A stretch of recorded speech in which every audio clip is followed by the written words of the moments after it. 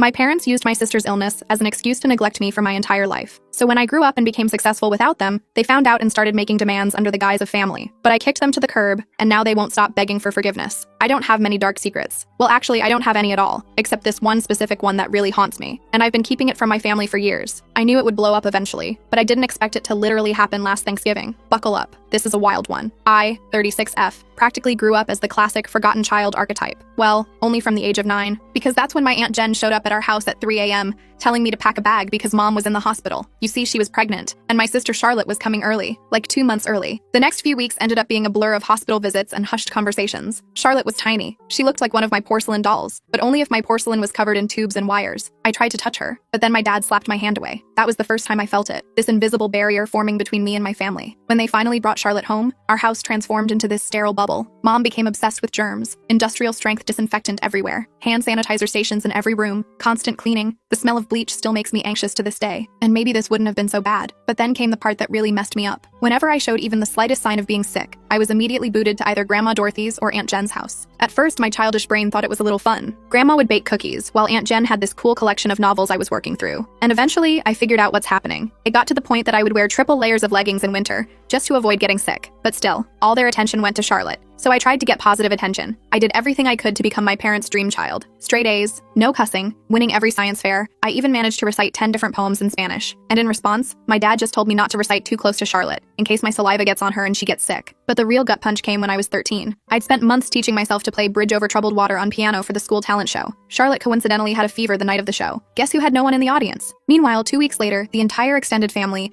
including both sets of grandparents, showed up for Charlotte's 15-minute recorder recital. Charlotte saw this, and she quickly learned how to work the system. By age 8, she'd outgrown any real health issues. But of course, that didn't stop the performance. Headache? Had to stay home from school. Feeling tired? Someone else, guess who, should do her chores. Worried about a test? Mom would literally call the school to get the deadline extended. I retreated more and more to my bedroom, burying myself in books about art history and antiques. My room became my sanctuary, mostly because Charlotte claimed she was allergic to my vanilla air freshener, so it was the one place she wouldn't go. Then, the tables turned. Instead of avoiding being sent away, I started being grateful. I didn't even care whether it was me or her who got sick, because either way, I'd get sent to Grandma Dorothy, who would actually ask about my day or care what I was up to. She became a sort of motherly figure. She was the one who got me interested in vintage jewelry. Meanwhile, the only time my parents even mentioned my name was to say some BS like, "Oh, Charlotte just needs more attention because she had such a rough start. Taylor's always been so independent. Taylor understands her sister has special needs." But no, I did not understand. I was a kid who couldn't figure out why having a healthy immune system made me less deserving of love. But hey, at least it taught me self-reliance. When nobody checks your homework or cares about your achievements,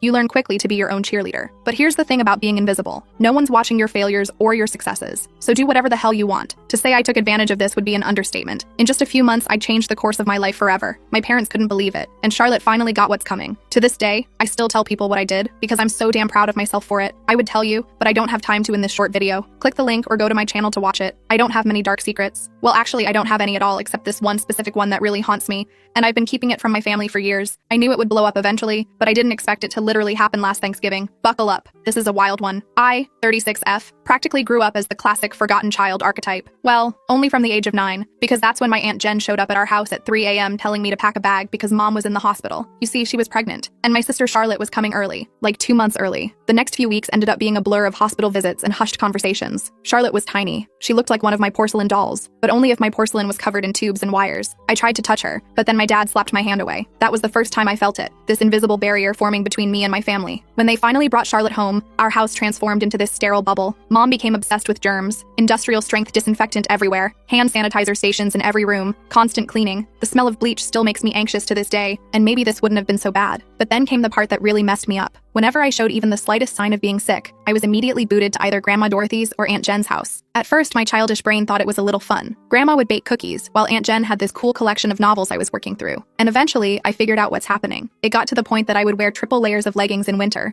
just to avoid getting sick. But still, all their attention went to Charlotte, so I tried to get positive attention. I did everything I could to become my parents' dream child. Straight A's, no cussing, winning every science fair. I even managed to recite 10 different poems in Spanish. And in response, my dad just told me not to recite too close to Charlotte, in case my saliva gets on her and she gets sick. But the real gut punch came when I was 13. I'd spent months teaching myself to play Bridge Over Troubled Water on piano for the school talent show. Charlotte coincidentally had a fever the night of the show. Guess who had no one in the audience? Meanwhile, 2 weeks later, the entire extended family, including both sets of grandparents, showed up for Charlotte's 15-minute recorder recital. Charlotte saw this, and she quickly learned how to work the system. By age 8, she'd outgrown any real health issues. But of course, that didn't stop the performance. Headache? Had to stay home from school. Feeling tired? Someone else, guess who, should do her chores. Worried about a test? Mom would literally call the school to get the deadline extended. I retreated more and more to my bedroom, burying myself in books about art history and antiques. My room became my sanctuary, mostly because Charlotte claimed she was allergic to my vanilla air freshener, so it was the one place she wouldn't go. Then, the tables turned. Instead of avoiding being sent away, I started being grateful. I didn't even care whether it was me or her who got sick, because either way, I'd get sent to Grandma Dorothy, who would actually ask about my day, or care what I was up to. She became a sort of motherly figure. She was the one who got me interested in vintage jewelry. Meanwhile, the only time my parents even mentioned my name was to say some BS like, oh, Charlotte just needs more attention because she had such a rough start. Taylor's always been so independent. Taylor understands her sister has special needs. But no, I did not understand. I was a kid who couldn't figure out why having a healthy immune system made me less deserving of love. But hey, at least it taught me self-reliance. When nobody checks your homework or cares about your achievements, you learn quickly to be your own cheerleader. But here's the thing about being invisible. No one's watching your failures or your successes. So do whatever the hell you want. To say I took advantage of this would be an understatement. In just a few months, I changed the course of my life forever. My parents couldn't believe it, and Charlotte finally got what's coming. To this day, I still tell people what I did because I'm so damn proud of myself for it. I joined every club that wouldn't interfere with my part-time job at Murphy's Diner, thanks to Barb, the owner, who remembered my birthday when my own parents forgot. Debate team? Check. National Honor Society president? Check. Editor of the school paper? Check. Debate team was where I really found my voice. There's something deeply satisfying about dismantling someone's argument while maintaining perfect composure. It also taught me how to negotiate, which I didn't realize then would be useful later. I won state twice. My parents couldn't attend either competition because Emma had major soccer games. She was on the C team and didn't even play. Junior year is when things really got interesting. I took the SAT and got a perfect score. Not like, oh, pretty good, perfect. I mean perfect. 1600. Do you know how many people get that? Less than 1%. I remember staring at the results screen for like 20 minutes, convinced it was a mistake. I rushed home to tell my parents. I know, stupid. Mom was in the kitchen helping Emma with her English homework. The conversation went something like, me, Mom, look, I got a perfect SAT score. Mom, that's nice, honey, but can you keep it down? Emma's trying to concentrate. She has a big test tomorrow. Emma, yeah, some of us actually have to study, Miss Perfect. Mom, Emma, sweetie, don't stress. You're just a different kind of learner. I still have the hard copy of those SAT results somewhere. Never made it to the fridge. But Emma's C+ in English? That baby got prime refrigerator real estate with a, we're so proud of you, magnet. The college application process was interesting. I applied to 15 schools without telling anyone, wrote all my own essays, gathered my own recommendations, handled all the financial aid paperwork myself. My guidance counselor, Ms. Wilson, was the real MVP. My parents were too busy to help with the FAFSA, so I stayed after school. Then the acceptances started rolling in. Harvard, Yale, Princeton, Northwestern, each one coming with a scholarship offer. I kept them all in a locked box under my bed, knowing what would happen if Emma found out. They'd suddenly make it all about her. But if Taylor goes to Harvard, I'll be all alone. Or some nonsense. The day I got my full ride offer from Northwestern, Emma made junior varsity cheerleading. Guess which one was celebrated with a family dinner? Hint, I had microwave mac and cheese in my room while they went to Olive Garden. But you know what? That scholarship was my golden ticket. Tuition, room and board covered, plus a book stipend. I could finally leave that house where I was either invisible or inconvenient. The day I got my acceptance package, I went to my favorite spot in the local library, a third-floor window seat overlooking the park, and cried for an hour. Not sad tears, relief tears. When I told my parents at dinner I was going to Northwestern, they were concerned. Dad, Northwestern? But that's so far away. What if Emma needs you? Mom, I hope you're not expecting us to help with expenses. Emma's cheerleading competitions are very expensive. Emma, crying. Oh my God, finally. Can I have your room? I need space for my TikTok videos. I worked double shifts at Murphy's Diner that summer to save money. Barb, bless her heart, always gave me extra tips and made sure I got to take home leftover pie at the end of my shifts. She also taught me a valuable life skill, how to spot genuine people in a world full of fakes. Honey, she told me, in diners and in life, the ones making the most noise usually have the least to say. Move-in day at Northwestern? My parents couldn't come because, surprise, Emma had a cheerleading competition. Aunt Jen drove me instead, helped set up my dorm room, and handed me an envelope with $500. Your grandma Dorothy wanted you to have this, she told me. She's so proud of you. Later, I learned grandma had been saving that money from her Social Security checks for months. That first night in my dorm room, I made myself a promise. I was going to build such an amazing life that being overlooked would be impossible. Not out of revenge, not to prove anything to my family, but for that 9-year-old girl who used to get sent to grandma's house for sneezing. College flew by in a blur of all-nighters, ramen noodles, and glorious independence. I joined the Antiques Appreciation Society, a perfect excuse to spend hours discussing vintage jewelry techniques and history with like-minded people. I even organized a small exhibition in our student union featuring borrowed pieces from local collectors. Nobody in my family attended, of course, but it was a turning point for me. For the first time, other people were seeing value in the knowledge I'd accumulated. I graduated summa cum laude from Northwestern. Not that my parents noticed. They were too busy helping Emma transfer to her third college in 2 years. But here's where the plot takes an unexpected turn. I landed an entry-level job at Blackwell & Jenkins Auction House in Chicago. I won't use the real name for obvious reasons, but if you're in the business, you probably know who I mean. A legitimate high-end establishment, lots of old money clients, that kind of place. I started in their estate sales division, cataloging belongings of wealthy people after they died. Not exactly glamorous, but it paid the bills. My first few months were pretty standard, logging countless china sets, cataloging vintage furniture, etc. Then came the Westfield estate. Mrs. Westfield was an elderly widow who died with no children, leaving behind what everyone assumed was a large collection of costume jewelry. This is where those hours at Grandma Dorothy's paid off. I'm going through this pile of jewelry when something catches my eye. It's an Art Deco brooch. Nothing flashy, but something about it felt different. The weight was wrong for costume jewelry. The clasp mechanism was too sophisticated for a knockoff. I think I spent my entire lunch break that day researching vintage jewelry makers and signatures. I ended up staying late at the office to use the company's subscription to various antique jewelry databases. The more I looked, the more convinced I became that this wasn't costume jewelry. This was the real deal. Problem was, I was the new girl. No one would believe me if I claimed we had a potential treasure on our hands. So I did what debate team taught me. I prepared my case meticulously. I spent 2 weeks during lunch breaks and evenings learning everything I could about Art Deco jewelry authentication. I even used some of my pathetic excuse for savings to pay for an online gemology course. Finally got the courage to approach my boss, Mr. Parker. I brought the whole presentation, comparative images, historical documentation, the works. The conversation went something like, me, sir, I think we might have something significant in the Westfield collection. Parker, barely looking up from his phone. Taylor, we've already cataloged those as costume pieces. Me, I know, but look at these makers' marks. They match perfectly with Cartier's 1925 signatures. Parker, finally paying attention. Where did you learn all this? Me, I did some research. Long story short, the costume brooch sold for $42,000 at auction. Turns out it was part of a limited collection made for some European duchess in the 1920s. But here's the real kicker. Parker started trusting me after that. He began giving me other pieces to authenticate. Suddenly, my useless hobby of sorting vintage jewelry had actual value. I threw myself into learning everything about antique jewelry. I took every online course I could afford. I spent weekends at estate sales studying pieces, even started a small notebook documenting different authentication processes. My apartment looked like a jewelry scholar's fever dream, with walls covered in printouts of vintage hallmarks and certification guides. The auction house started seeing results. I was finding important pieces others had overlooked, developing relationships with collectors, understanding the market. My commission checks got bigger. For the first time in my life, I wasn't just surviving, I was saving money. My family, still remarkably uninterested. At Sunday dinners, which I still attended like a fool, the conversation went like, Mom, Taylor's still at that antique shop, right? Me, auction house. And yes, actually, I just authenticated a rare Tiffany piece. Emma, interrupting, oh my god, speaking of jewelry, you guys have to see this charm bracelet I bought at the mall. But I didn't care anymore. For once in my life, I had found something wholly mine. Something I was genuinely good at. Something that had nothing to do with being Emma's sister or the family disappointment. Then came the Harrington collection. This was about 2 years into working at the auction house. Massive estate, old money family, lots of buzz in the industry. I was part of the team cataloging their jewelry collection. And that's when I spotted it. A fairly ordinary looking Art Nouveau piece everyone else had passed over. I spent 3 days researching it, barely slept. It turned out to be a piece from a famous French jeweler's private collection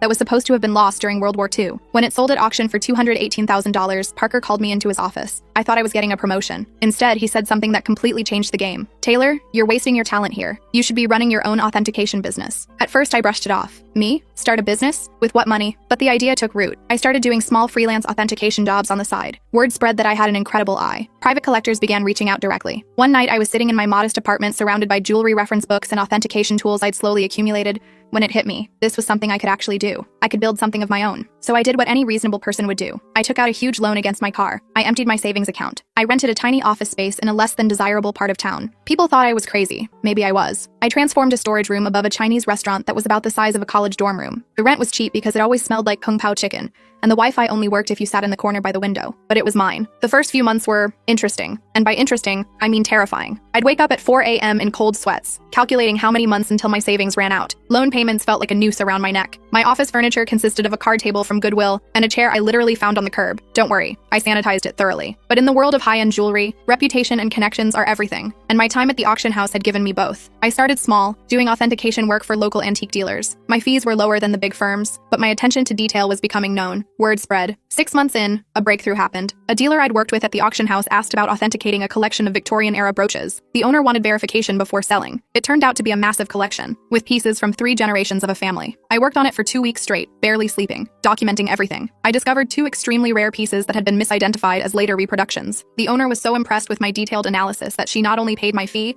but offered me a 10% commission when the pieces sold. That commission? $76,000. More money than I'd made in the previous 2 years combined. Suddenly my phone was ringing. A lot. Private collectors hearing about my knack for spotting overlooked pieces. Estate lawyers seeking opinions on inherited jewelry. Even my old auction house started sending me authentication work.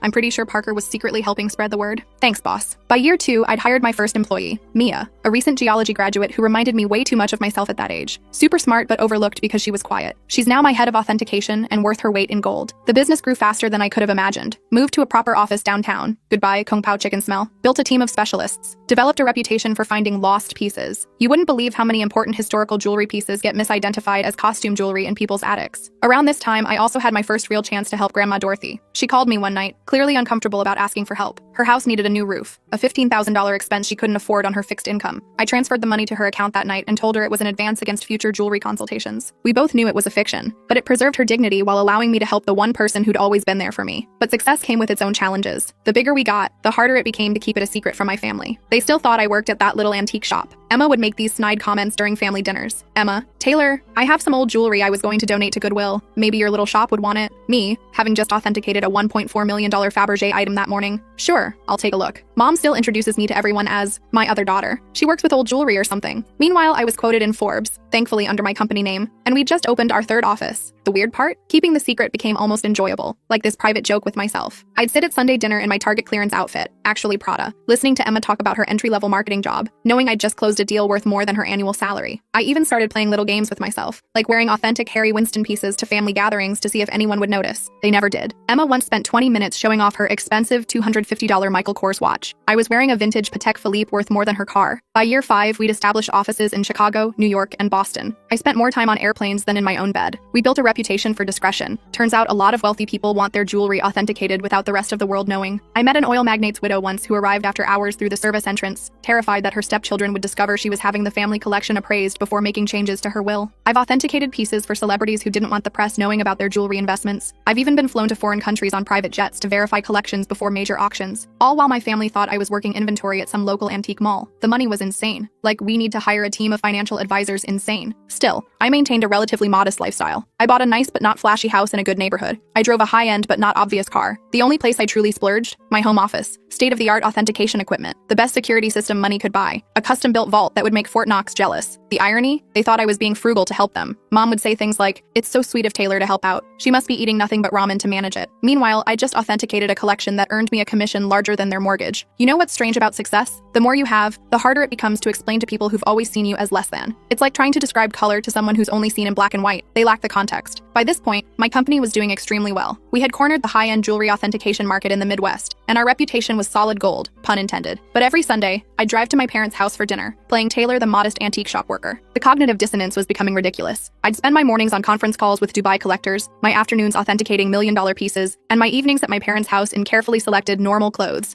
eating Mom's overcooked pot roast while Emma dominated the conversation with stories of her latest marketing triumph.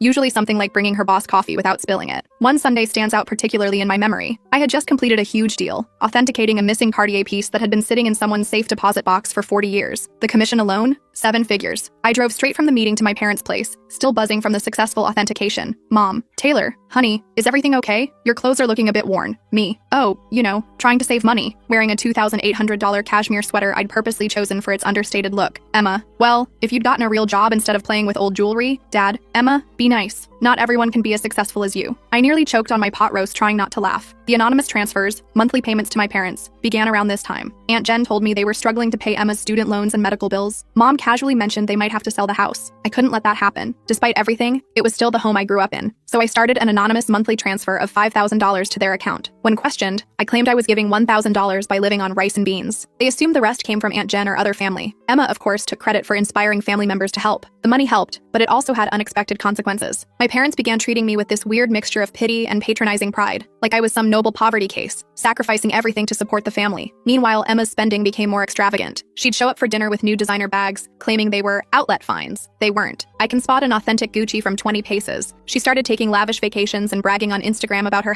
#blessed life. I'm pretty sure she was using my support money for shopping sprees, but I kept quiet. The irony was just too delicious. Then came the MBA drama. Emma announced she wanted to go back to school for her MBA. Another private university, of course. Only the best for the golden child. Mom called me in tears, explaining how they couldn't afford it. Me, maybe Emma could look at state schools? They have good programs too. Mom, oh honey, you don't understand. Your sister needs to maintain certain standards. But speaking of helping, could you increase your monthly contribution for a few years? I increased it to $7,000 per month. My accounts didn't even notice. But watching them praise Emma for taking initiative with her education, while assuming I was living on ramen to help out, that stung a little. The real kicker? I was giving a guest lecture at the same business school Emma wanted to attend. My family didn't know that. The dean personally invited me to give a seminar on luxury goods authentication and business growth. I had to make up an excuse for why I couldn't attend Sunday dinner that week. During that lecture, I kept wondering what would happen if Emma walked in. Would she recognize me? Would she tell my parents? The fear of exposure still haunted me, even as I stood there talking confidently to a room full of MBA students about valuation methods for historical artifacts. The cognitive dissonance was getting harder to manage. My own achievements started to feel like a separate life, like I was some corporate superhero with a secret identity. By day, I was running a multi-million-dollar authentication business. By night, well, Sunday evenings, I was just Taylor, the disappointing daughter who worked at an antique shop. The weight of the lie was becoming heavier. Every time Emma made a snide comment about my career, every time Mom apologized to her friends for my modest lifestyle, every time Dad suggested I get a real job, there were moments when I almost came clean, like when Dad mentioned struggling to pay for his blood pressure medication,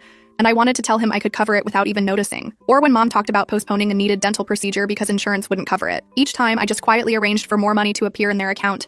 I started seeing a therapist to deal with the mounting stress of my double life. Dr. Levine became my sounding board, the one person besides Aunt Jen who knew the truth about my life. You're enabling their behavior, she would tell me. Giving them money without boundaries is reinforcing the dynamic. She was right, but I wasn't ready to face the consequences of honesty. I think I always knew it would end dramatically. I just didn't expect it to implode so spectacularly on Thanksgiving. It started 2 weeks before the holiday. Mom called, crying about her back pain. She'd been diagnosed with a herniated disc, and the thought of cooking Thanksgiving dinner for 20 guests was overwhelming her. Now, I'd like to tell you I offered to help purely out of goodwill, but honestly, I was tired of pretending her dry turkey was edible. Me. Why don't I handle the food this year? I can have it catered. Mom. Oh, honey, we can't afford a caterer. Me. Don't worry about the cost. I've been saving up. Mom. Concerned. You're not taking out a loan, are you? I arranged everything with a high-end catering company I use for business events. They do incredible work, the kind of food that makes you wonder why you ever bothered cooking yourself. It cost more than my parents thought I earned in 2 months, but whatever. Thanksgiving morning arrived, and I was feeling pretty good. I had my laptop with me because I needed to monitor a major online auction in Hong Kong. This gorgeous Art Nouveau necklace was up for sale, and I had a client interested in authentication if they won the bid. The meal arrived on schedule, and everything was perfectly arranged. Emma, of course, had to comment. Emma. Store-bought stuffing? Really, Taylor? Mom's is so much better. This from the girl who once set off the smoke alarm making toast. Mom kept apologizing to everyone for not cooking herself, but you could tell they were enjoying the meal. Emma shut up after tasting the maple-glazed Brussels sprouts, which, by the way,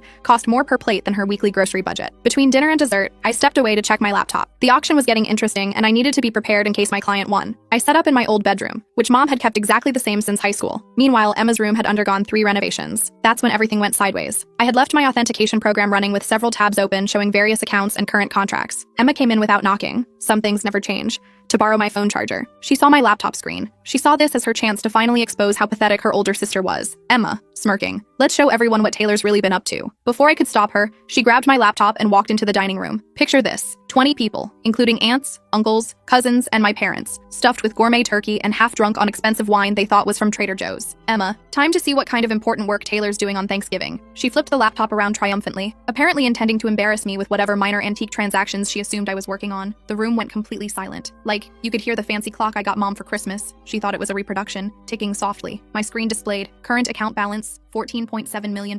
Pending authentication contract, $425,000. Recent transaction, $1.2 million. Hong Kong auction. Company quarterly profit report, $3.8 million.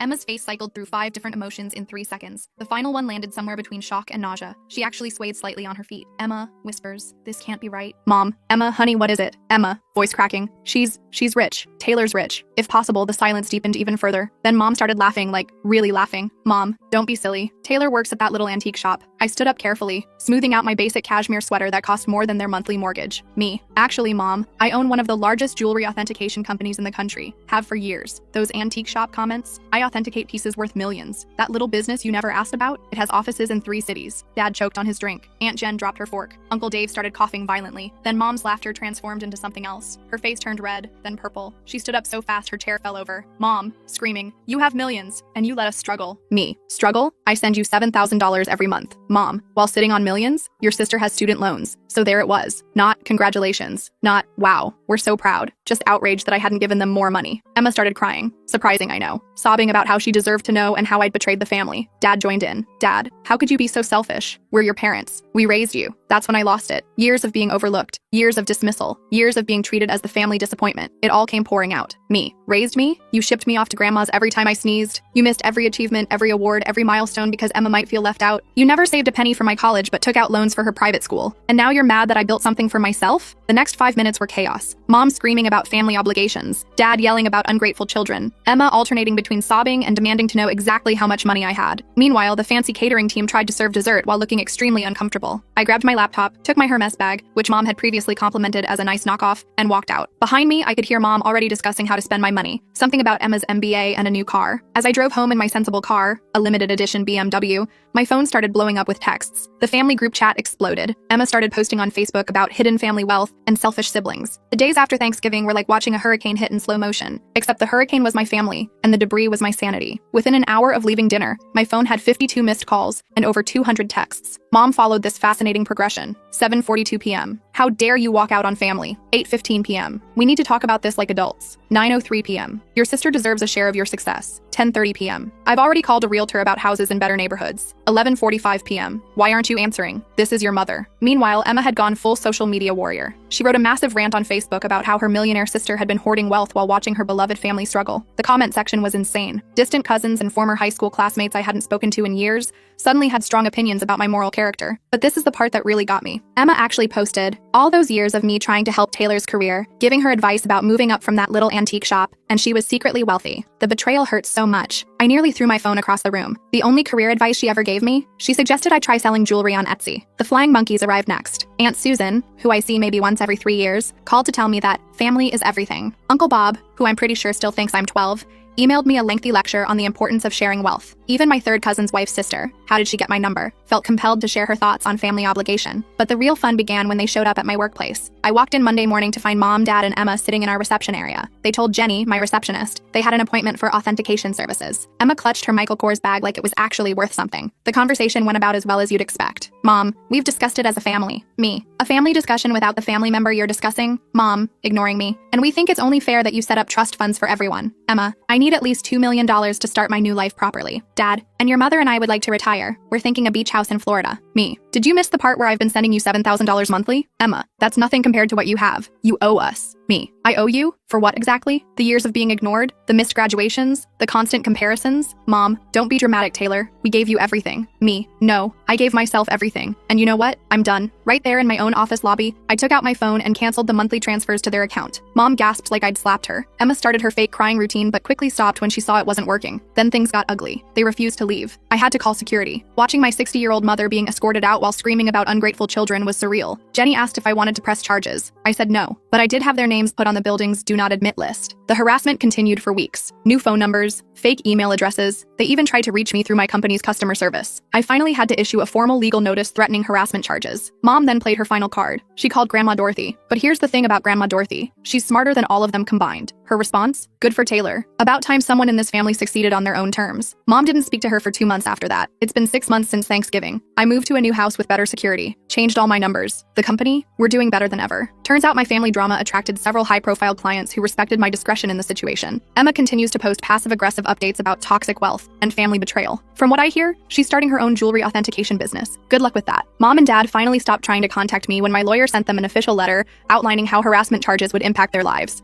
They're now telling everyone they never wanted my money anyway, and they're praying for my soul. The best part? For the first time in my life, I feel free. No more Sunday dinners full of subtle insults. No more downplaying my achievements to spare their feelings. No more financing the Emma show. My therapist says I'm finally establishing healthy boundaries. I say I'm finally living authentically. So that's my story. Thanks for letting me share it. Special thanks to the catering company who sent me a Christmas card saying the Thanksgiving dinner was the highlight of their year. Edit. Responses to common questions. Yes, I'm still in therapy. No, I don't regret cutting them off. Yes, Grandma Dorothy is doing well. She's coming to visit next month to help me catalog a new collection. One last thing. To Emma, because I know you're probably reading this, that Cartier bracelet you're wearing in your latest Instagram post, definitely a fake. Just saying.